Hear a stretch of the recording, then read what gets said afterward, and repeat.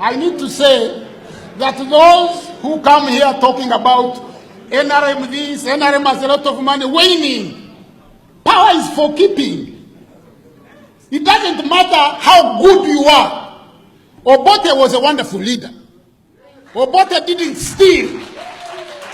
Obote didn't steal any money. He didn't build mansions. He didn't know. But he lost power twice.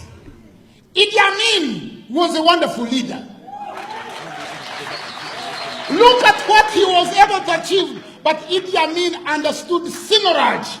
He understood Sinoraj. That's why he built the UN, the building, the embassy in New York, in Japan. He built airports, underground airports. But he also didn't know how to keep power. Museveni knows how to keep power. He does.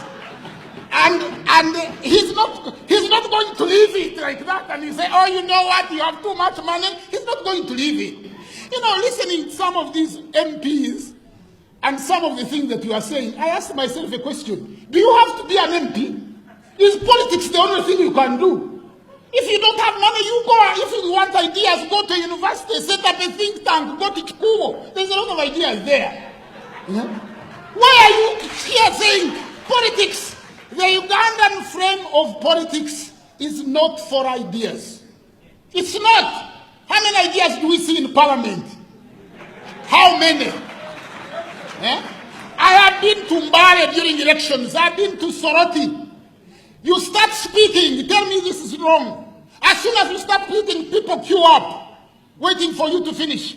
And if you don't have money to give them, they'll burn the place down. Do you genuinely think that you are going to reverse that trend? Listen to this. Those people who want money, haven't they democratically chosen that they should receive it? Are they not voting with their demand? Why don't you want to give it to them? If you don't have it, choose another profession. Let those all go and work out money, and when you have enough, come back and stand before them.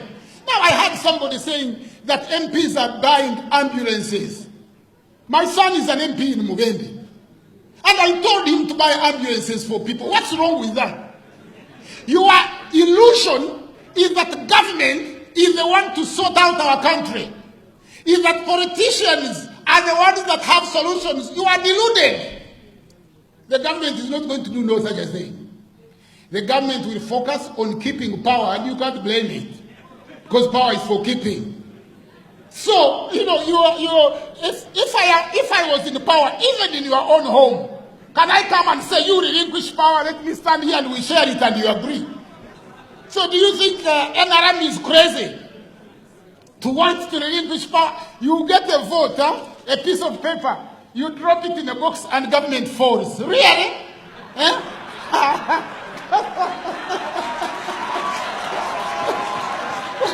That is delusional.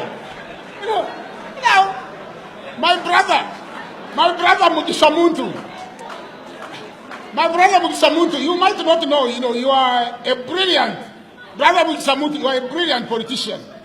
You are intelligent, you are humble, you know, you are strong, you know, but look at how they have fought you in FDC. Yeah? Why don't you talk about that? If you can't have cohesion in the own party that you started, how was this power achieved in 1986? How many people voted for Museveni to come to power? It was achieved like this. You are busy swimming. But now, how do you want it to be given out? So, it is true that we should go to areas and sensitize people, and I wish you good luck. But I would like to be there when you are really making a presentation telling citizens in these villages who hardly have money to buy Porsche and saying, we won't give you money anymore. You have to vote for us on account of ideas. What a joke you are thinking. What a joke. Okay. Now, there's a brother who mentioned that I talk about whites. What is whites? Who are the whites? There are no people called white. I talked about the Anglo-American Empire. Most white people are in the same boat as us. You know, America has over 26 million poor people. Some of them live in tents. And those of you who talk about corruption, I think you are giving Africa fake news, a bad name. Let me give you corruption. In 2008, when the global economy collapsed, how was it achieved? With subprime mortgages. Getting a building like this and giving you a mortgage where you pay $100 a month so you can walk away.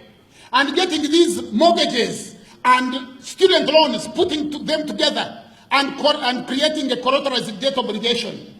Then getting these rating companies, the so-called Standard & Poor, Moody's, which come and rate us and everybody quotes it in the newspaper, useless organizations. And they rated these CDOs, they gave them AAA rating, the same as government bonds. Then they got AIG to ensure and sell it to external investors. How much money was lost globally in every economy created by these so-called thieves and robbers who stole a whole country? How was America achieved? They stole the country from the dark-skinned Native Americans. The Rapahors, the Arawak, the Namahawk, the Grunchi, the Tiano, the Tokoma Sioux. They killed them all. And then you stand here now to give us an example of democracy. If Uganda has chosen its own brand of democracy, based on you having vote wealth, we talk about bride wealth. Can you go and complain that they have asked you for 100 cows? And if people, they might, yeah, we will, Yes, we can. Why don't you say like Obama, yeah? You keep Guantanamo Bay and still say, yes, we can. Yeah? You invade other countries and say, yes, we can. But that is the oldest semblance of European military intelligence written by a fictitious character called Homer in 580. Why fictitious? Question mark, because the Greeks were not writing. But all these Greeks studied in Africa. Or Plato, who wrote several books, and Aristotle, who accompanied Alexander the Greek. We don't call him the Greek because he was a murderer, a thief, everything. So we call him the Greek. He xeroxed most of the writings that he found in Africa. So please do not bring Aristotle, or, these are children compared to us. Me, I study Sheikh Anta Diop, So I don't study Aristotle.